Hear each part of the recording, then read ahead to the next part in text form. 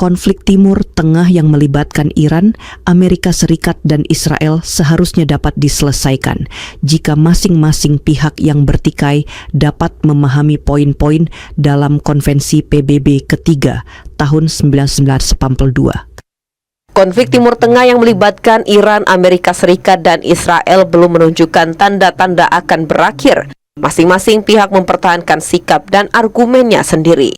Padahal menurut pemerhati hukum internasional Universitas Palembang Alexander Abdullah, apabila negara-negara yang bertikai mematuhi Konvensi PBB tahun 1982, perdamaian itu dapat segera diwujudkan. Sayangnya ada pihak-pihak yang menyampingkan hal itu karena ambisi dan upaya aneksasi.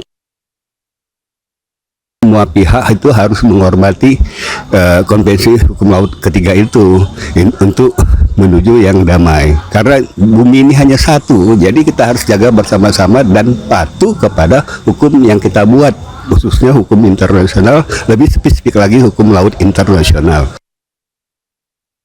Alexander berpendapat konflik Iran dengan Amerika Serikat dan Israel lebih disebabkan kondisi kejiwaan pemimpin yang labil sehingga membutuhkan penanganan psikiater.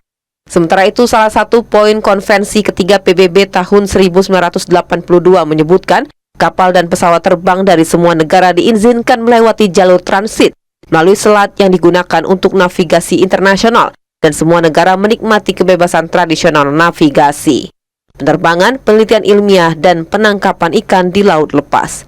Tim Liputan TVRI Sumatera Selatan melaporkan.